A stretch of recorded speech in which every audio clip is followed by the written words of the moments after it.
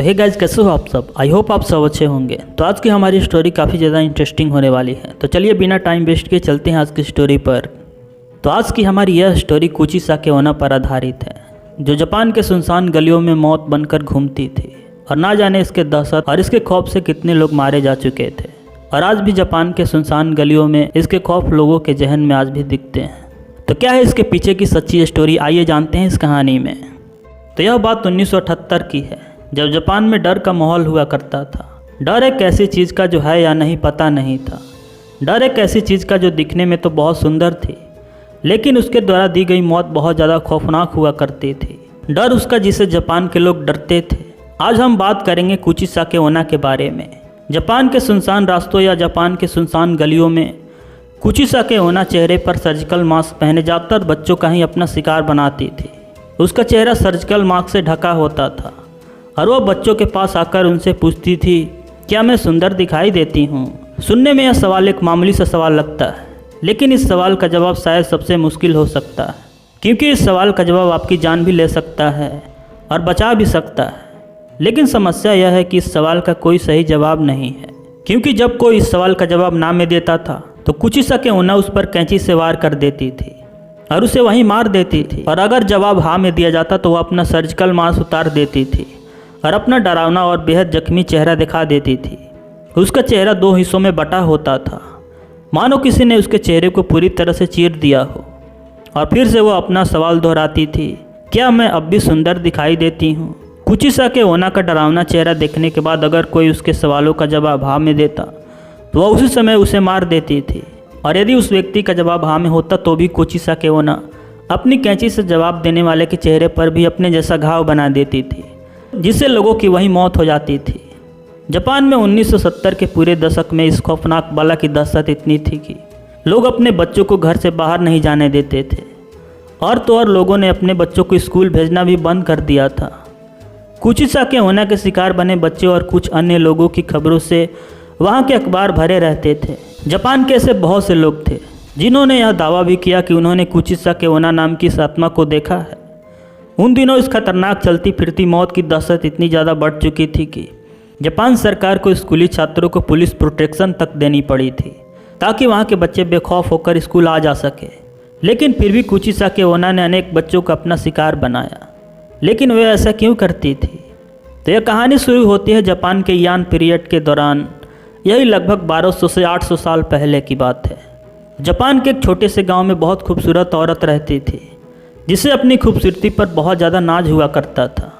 वह अपने पति के साथ रहा करती थी, जो कि एक समुराय था। तो हुआ ऐसा कि युद्ध के दौरान उसे युद्ध में भाग लेने जाना पड़ा। एंड जब वो समुराय युद्ध के बाद अपने घर वापस आया तो उसने अपने खूबसूरत पत्नी को किसी गैर मर्द के साथ आपत्तिजनक स्थिति में पाया। यह सब देखकर वो समुराय बहुत ज़्यादा क्रोधित हो जाता है और अपनी तलवार के एक ही वार से अपनी बीवी को पूरी तरह से घायल कर देता है। इस तलवार के घात से उस औरत का मुंह बुरी तरह से फट चुका था। इतना करके वह समुराय हमेशा हमेशा के लिए अपने घर छोड़कर कहीं दूर चला जाता है। समुराय के तलवार के घात ने उस औरत के सुंदर चेहरे पर एक बेहद भद्दी और डरावनी स्माइल जैसा घाव बना दिया था। एंड जब उस औरत ने अपने चेहरे को आईने में देखा तब उसे एहसास हुआ कि जिस खूबसूरती पर उसे नाज हुआ करता था वह चेहरा अब बेहद डरावना दिखाई देने लगा है। और अपने डरावने चेहरे को देखकर वह औरत उसी समय आत्महत्या कर लेती है। और उसके बाद कहा जाता है कि वह औरत उसी समय तड़प तड़प कर मर जाती है। और जापान के लोगों को लगा कि यह कहानी यहीं पर ख़त्म हो गई है, लेकिन ऐसा बिल्कुल भी नहीं था। लगभग 800 साल बाद वह फिर से जाग जाती है, जिसे कहते हैं कुचिसाके ओना।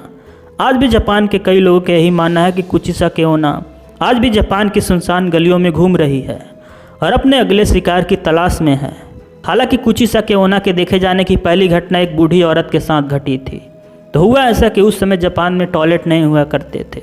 लोग टॉयलेट करने के लिए खेतों में जाया करते थे। तो हुआ ऐसा कि रात के 9 बजे करीब एक बूढ़ी औरत अपने गांव के घर से निकलकर जैसे ही सुनसान गलियों से होते हुए खेतों की ओर जा ही रही तो तभी उसके सामने सर्जिकल मास्क में एक औरत दिखाई देती है, जो ठीक उसके सामने ही खड़ी थी। तो पहली बार जब वो बूढ़ी औरत उस सर्जिकल मास्क वाली औरत को देखी तो उसे इग्नोर कर देती है।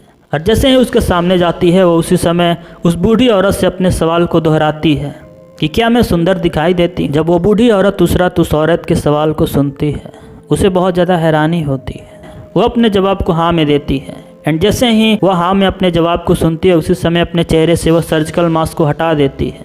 उस रात जैसे ही वो बूढ़ी औरत उसके डरावने फटे हुए चेहरे को देखती है उसी समय वो डर के भागने लगती है। और उसी समय वह औरत जिसका चेहरा पूरी तरह से फटा हुआ था एंड बहुत ज़्यादा डरावना लग रहा था, वो उसी समय उस बूढ़ी औरत के सामने उस पर चाकू से वार कर देती है। यह तो शुक्र है कि उस समय वो बूढ़ी औरत किसी तरह से बच जाती है। एंड जैसे ही सुबह होता है और वहाँ के लोग जब उस बूढ़ी औरत को देखते हैं, वो बूढ़ी औरत उस औरत के बारे में पूरी तरह से लोगों को बताती है और तब से उस औरत के देखे जाने की खबर और उसकी कहानियाँ पूरे जापान में फैल जाती है।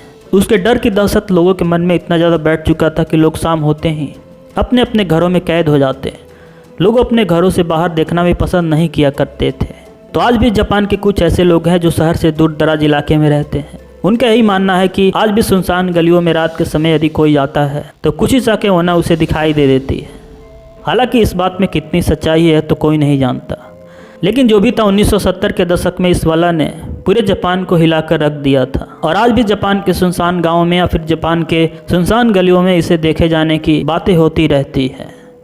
खैर, आज की हमारी कहानी यहीं पर समाप्त होती है और आशा करता हूँ आपको ये कहानी अच्छी लगी हो।